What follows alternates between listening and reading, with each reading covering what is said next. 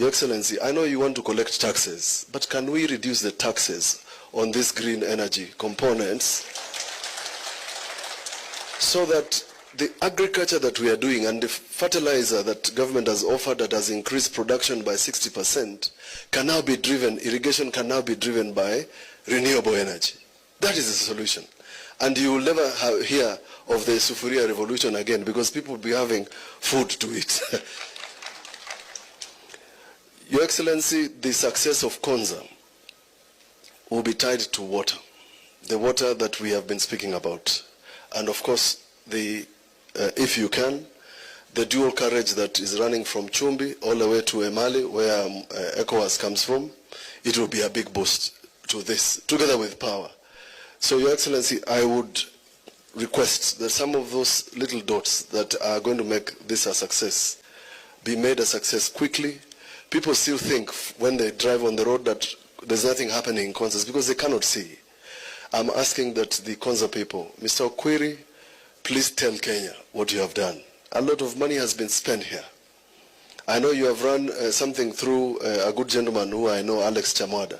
But Kenyans do not know that in Konza, you have a facility for cleaning water that you use for sanitation that can be recycled. Nobody is aware.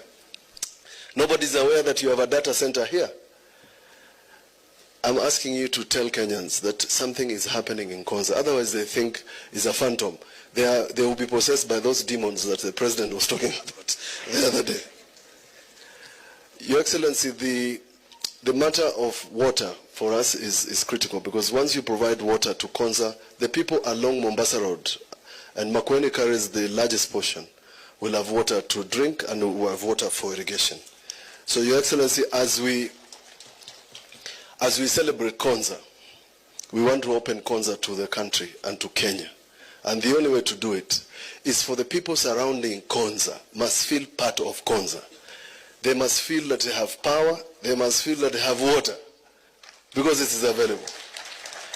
There's a gentleman who is now, this gentleman who works, I'm told now works in the office of the president. This gentleman nearly was sweating blood to just get water pumped into Konza. So this is my shuja for today, Mr. Hamati, for working very hard to ensure that we get water here. Allow me to recognize PS Betty Njagi. I'm told you are here. Very good. You're the PS for Blue Economy. I'm done. Thank you very much. We ask you to come because every time you come, there's something new. I'm told there's RailaA University starting here. There's a complaint. RailaA is here.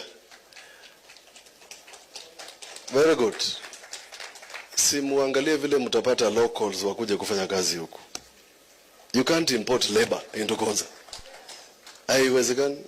Because we have Mutiso, Makao, Muikali who know to do the things that we should be doing here. Something very serious has happened here and I have discussed with the Tanui.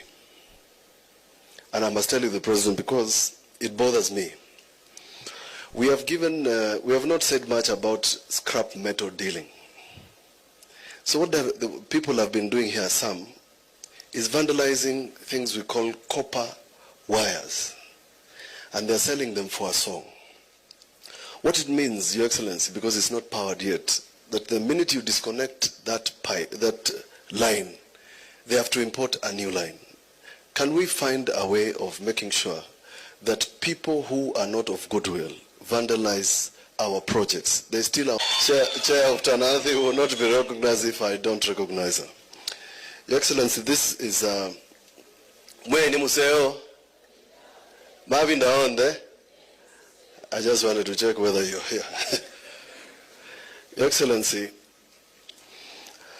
allow me to say that as I began this, my speech, I said this is a dream come true for the country, the region, and everybody else. And I thought I can ask you to find a way where county governments plug into innovation using Konza, because we can have this building and people here, but the heart of innovation will happen out there in the counties. I say so because I run the best innovation center in the country recognized by award in Makueni. And if we were to run 47 such outfits in the country, I believe, Your Excellency, the youth that you are targeting would find something to do. I know what Governor CS Mutua is trying to do in terms of employment. I have a view that innovation and the mobile technology penetration in Kenya, one of the things that we can do, because we have an educated population, is give them an opportunity like this one, where they can innovate what they want. And I say so because when Mr. Engineer Tanui did a boot camp here, 2016, a young man from Ndora by the name Shiznet did an innovation, and he was #1 out of 4 counties. A young man who had never seen a computer. A young man who was trained how to switch on a computer at Konza. And therefore, Your Excellency, the success of Konza and innovation and this tech is devolving this training out there in the counties. That's #1. #2, Your Excellency, I was telling the gentleman from ICT Authority that we still have problems with NOFB. And I think for us to have mobile penetration and ICT technology, we must make sure that it is working the way it's supposed to work. I have mentioned to you, Your Excellency, that we have in Makueni started running a hospital that's running from morning to evening without the use of Kenya Power. That is possible in the whole country, and it's saving Makueni up to 800,000 per month. Your Excellency, the success of green energy. One of the ladies who was doing from Nigeria was asked a question. No, Namibia. The ones who are doing the mobile technology for purposes of agriculture, I think, the parts that they are using are all imported. The panels that they are using in Namibia, just like in Nigeria and Kenya, are all imported. When they come to Kenya, the cost is too high for ordinary Kenyans. Yet we want to do irrigation like the good lady wants to do irrigation in Embu. Your Excellency, I know you want to collect taxes, but can we reduce the taxes on these green energy components so that the agriculture that we are doing and the fertilizer that government has offered that has increased production by 60% can now be driven, irrigation can now be driven by renewable energy. That is the solution. And you will never hear of the Sufuria revolution again, because people will be having food to eat. Your Excellency, the success of Konza will be tied to water, the water that we have been speaking about.